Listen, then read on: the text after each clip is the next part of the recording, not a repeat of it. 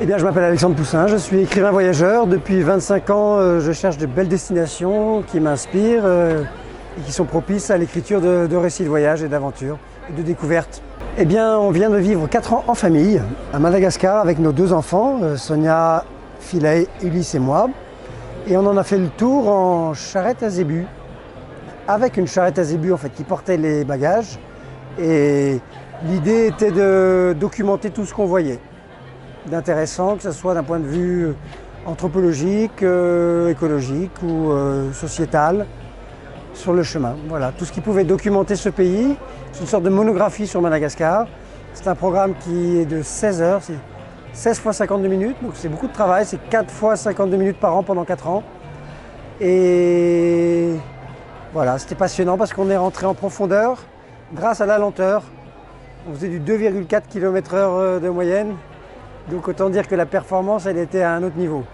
Elle n'était pas dans la vitesse, c'était un souci de profondeur. Le fait d'être en famille était un immense bonus, parce que la présence des enfants apportait beaucoup dans la relation. Et le fait d'être lourd, chargé, permettait aussi d'être plus lent, donc de rester plus longtemps et d'aborder les problèmes sociaux de façon intérieure, ce qu'on appelle l'inculturation. On s'inculturait beaucoup plus. On a appris la langue, on parle malgache, on a appris à maîtriser la culture.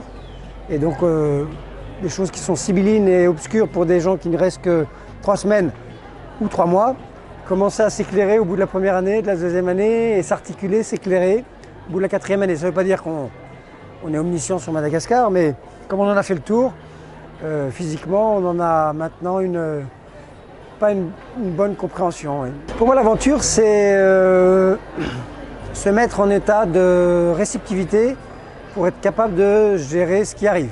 Donc c'est ne pas prévoir. Mais c'est d'avoir une impréparation très préparée. Donc il faut que tu es boy scout, quoi. Scout toujours prêt. Prêt à faire face à tout ce qui arrive et le gérer en étant préparé. Mais si tout est organisé, il n'y a plus de place au supplément d'âme, il n'y a plus de place à l'imprévu, il n'y a plus de place à tout ce qui fait le tissu de l'aventure. Cet état d'impréparation m'excite, parce que je me mets toujours face à des obstacles et des problématiques qui sont nouvelles et auxquelles je dois m'adapter pour avancer, progresser. Et c'est excitant, on se sent vivant, on se sent utile, on se sent heureux. Pas forcément tous, hein. C'est pas une recette pour tout le monde, il y a des gens qui ne supportent pas. Ne serait-ce que ma mère, quand elle partait en voyage, elle ne pouvait pas se lever le matin si elle ne savait pas où elle coucherait le soir. Moi, c'est l'inverse. C'est quand je me lève le matin, si je sais où je vais coucher le soir, déjà la journée elle est minée. En voyage, hein, j'entends. Il faut surtout définir le sens de ce que l'on veut donner au déplacement de soi, le voyage. Qu'est-ce qu'on va apporter? Qu'est-ce qu'on compte faire? Si c'est pour aller trimballer son mal-être dans des pays pauvres, il y a peu de chances que ça débouche sur des choses productives. Il faut avoir aujourd'hui, je crois, une démarche plus consciente. Partir là-bas, ça a déjà un impact écologique, il faut en avoir conscience, il faut l'assumer. On a le droit de prendre des avions, mais si on va là-bas, il faut que ce soit pour une bonne cause, pour une bonne chose. Et je pense que l'avenir du voyage, c'est d'être utile. Alors même un touriste, quand il va à l'île Maurice se mettre les doigts de pied en éventail, il a une forme d'utilité, c'est-à-dire qu'il paye des salaires de gens qui travaillent dans ces structures hôtelières. Mais c'est un peu limité, il y a peut-être mieux à faire. Voilà. Essayer de trouver du voyage qui a du sens. Là, ce que je vois, là, les voyages écologiques organisés au Macaï par Évrard Vandenbaum et son association, ça a du sens. Ça permet à des scientifiques d'aller pratiquer leur passion, de faire évoluer la science et d'aller sécuriser, protéger, inventorier des petits coins de nature de la Terre qui ont besoin de nous.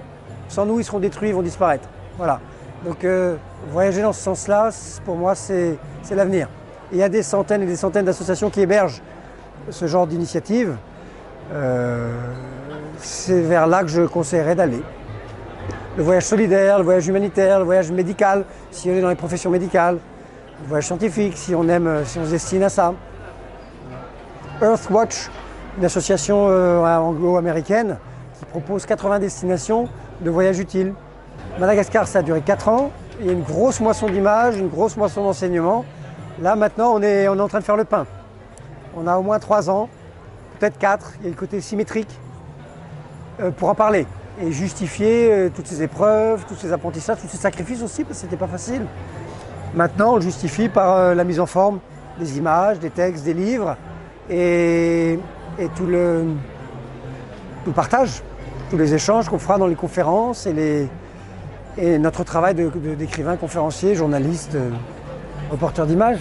Donc le voyage se justifie parce qu'il y a le temps de restitution après. Ça, c'est très important. Donc non, pas de voyage avant 3 ou 4 ans. Ben voilà, il faut essayer de donner dans la vie, j'espère, moi c'est ce que je fais, de donner du sens à ce que l'on fait et pas papillonner. Essayer de tracer son sillon, d'y semer des graines, se retourner et aller les récolter. Voilà, c'est ce qu'on a essayé de faire avec notre charrette pendant 4 ans. On a distribué 250 000 € à 30 projets humanitaires, ou écologiques, ou de protection environnementale, etc. C'était pas prévu, et ben on est content. Il ne restera peut-être pas grand-chose de notre histoire dans quelques années, mais il restera quelques écoles, quelques dispensaires et quelques réalisations comme ça. Et peut-être une dernière forêt qu'on aura contribué à sauver.